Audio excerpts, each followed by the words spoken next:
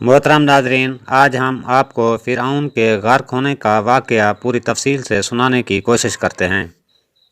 तवारीख़ के मुताबिक हिस्बुल हुक्म खुदाबंदी दूसरे दिन बनी इसराइल ने फ़िरऔन के पास से जो ज़रूरियाती लिबास माल सोने और चांदी कपड़े और जेवर जो इनको दरकार थे आरीतन मांगा, और फ़िरऔन ने खुश होकर इनको हुक्म किया कि जो कुछ तुमको चाहिए वो बखुशी हमारे सरकारी ख़जाने से बेतकल्लुफ़ ले लो। ये सुनकर कौम बनी इसराइल ने फ़िरऔन के शाही खजाना से जाकर सोने और चांदी लाल और जवाहर के ज़ेवरात और जो कुछ इनको मतलूब और मकसूद था ले लिया, और वज़ीर हामान और दीगर कबतियों के घर जाकर भी कुछ ज़रूरत के सामान ले लिया, और कबतियों ने भी इनको देने में कोई तरद्दुद न किया, क्योंकि हर साल बनी इसराइल निसाब से ज़ेवरात आरियातान मांग कर नमाज़ पढ़ने के लिए ईद के दिन मैदान की तरफ निकल जाते थे। इसलिए आज भी सोने चांदी के असबाब देने में इन पर कुछ गुमान ने फ़रार का न किया और बेतकल्लुफ़ दे दिए। बाद तवारीख़ के मुताबिक हवाला से मालूम होता है कि इस वक्त शुमार में बनी इसराइल 6 लाख मर्द अकेल व बालिग सिवाय औरत और लड़के थे।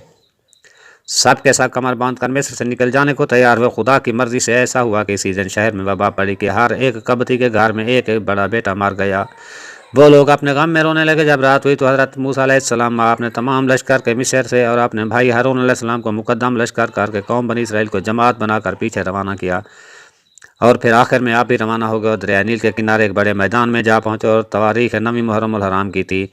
जब सहर हुई तो फ़िरऔन को खबर हुई कि हज़रत मूसा और तमाम कौम बनी इसराइल मिलकर तुम्हारा माल व मता और सोना चांदी वगैरह लिए शब बेगुज़श्ता मिस्र से निकल कर कहीं भाग गए। ये खबर शहर में और अपने तमाम सुपह सलारों को भेजी और नकारा को से रहलत का मारा, चूँकि इसकी आवाज़ बहुत बुलंद थी, इसलिए आवाज़ सुनकर तमाम सिपाह लश्कर चारों तरफ से शाम के वक्त दो शुबा के दिन फ़िरऔन के दरवाजे पर हाजिर हुए। इस वक्त 100 अमीर सरदार लश्कर फ़ौज की थी और हर एक सरदार के हमरा 100 मर्द जंगी रहते थे, और फ़िरऔन ने अपने हमरा 7 लाख गुलाम स्याह पोश लेकर खुद भी स्याह लिबास पहनकर घोड़े पर सवार होकर वज़ीर हामान को मुकद्दम करके हज़रत मूसा अलैहिस्सलाम का पीछा किया और दरिया नील के किनारे बड़े मैदान में बनी इसराइल को देखा।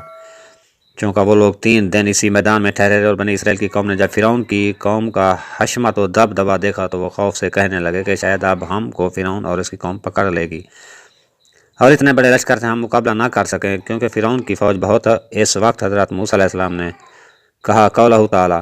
बस जब मुकाबिल हुई दोनों फ़ौजें कहने लगे मूसा के लोग हम तो पकड़े गए। कहा मूसा ने कि क्यों घबराते हुए मेरे साथियों, रब मेरा मेरे साथ है और वही मुझको राह बताएगा और मुझको और मेरी कौम को बचाएगा इंशाअल्लाह, और फ़िरऔन से हमको कुछ डर नहीं है। इसी वक्त हज़रत जिब्राइल अलैहिस्सलाम नाज़िल कहने लगे मूसा अपना साथ दरिया नील पर मारो, जैसा कि फरमाया अल्लाह ताला ने। पास जब हुक्म भेजा अल्लाह ताला ने मूसा को, कहा अपना साथ दरिया पर मारो। पास फट गया दरिया और बन गया इसमें एक रास्ता, और पार कर दिया हमने मूसा को और दूसरों को यानी फ़िरऔन को और इसके लश्कर को गर्क कर दिया।